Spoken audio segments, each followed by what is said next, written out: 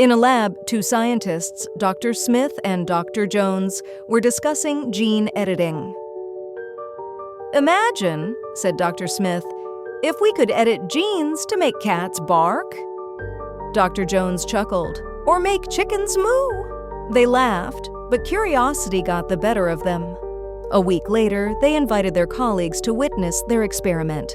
"Behold," Dr. Smith announced, releasing a cat. It opened its mouth and moo. The room erupted in laughter. Dr. Jones whispered, "Next time, let's make cows meow." Gene editing had never been so entertaining. Like, comment, and subscribe for more laughs.